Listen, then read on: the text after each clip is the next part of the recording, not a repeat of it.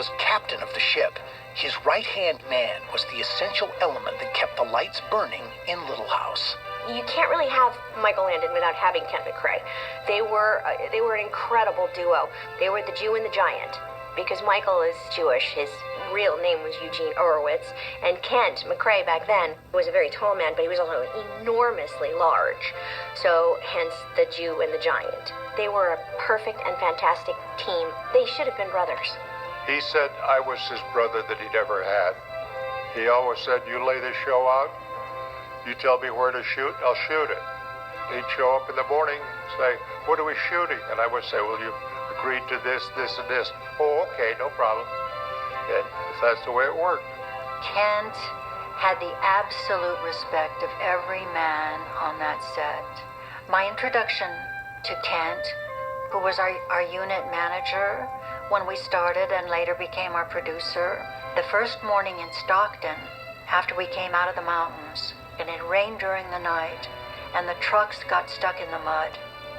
Kent was out there with the drivers and with members of the crew with a shovel trying to dig these trucks out of the mud, and they were so heavy, they just kept sinking.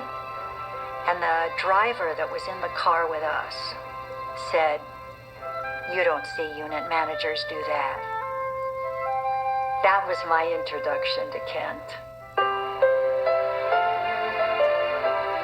The crew the producers assembled to bring Little House to television was a team of all-stars. Mike hired the best people, and he let them do their work. So the quality on Little House was first rate.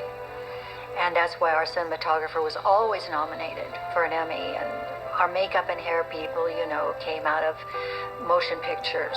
We had Marilyn Monroe's makeup man.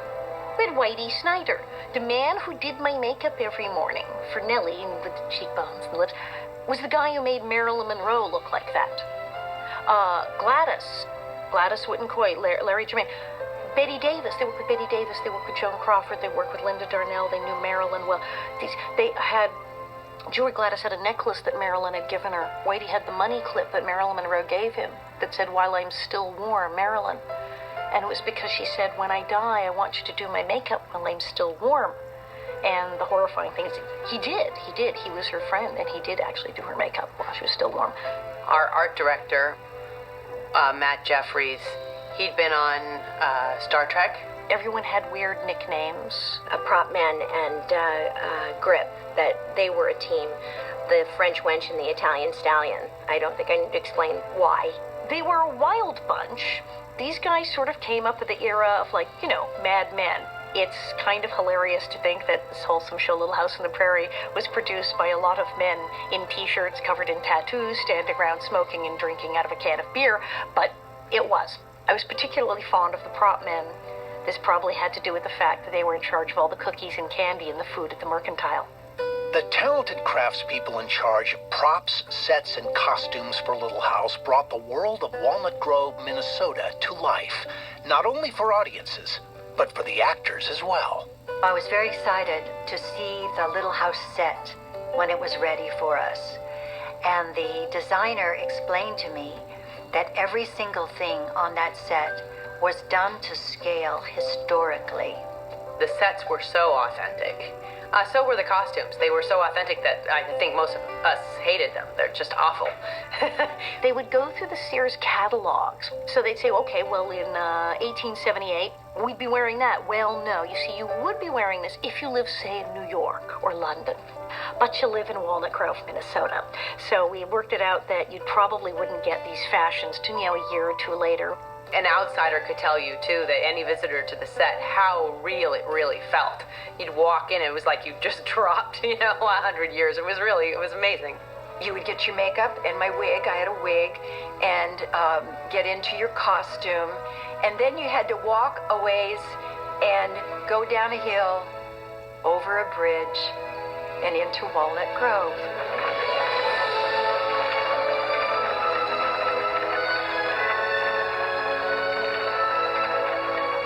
There were horses, and there was this covered wagon, and everything had this specific smell to it, and there was fire coming from the chimney of this little cabin, and It was the best game of dress-up I had ever played. One of the advantages we had to creating a total time warp for all of us is, remember, this was the 70s. We did not all have cell phones yet. We had dressing rooms that had radio and television in them, which did not work at all because you could not get a signal of any kind. And although they were air-conditioned, well, we had generators running the electricity for the air conditioning, which were much too loud, so that was pretty much off. So all of the modern electronic amenities you might get pretty much didn't exist. So you're in the character's clothes, including the underwear, all day, in the heat, in the dirt, with the horses, no phones, no radio, no electricity, nothing, for 9 hours a day. You really, after a few hours of that, lost touch with the part of you that lived in an air-conditioned apartment building. You couldn't think about anything except these characters and what it was like to be in the 1800s.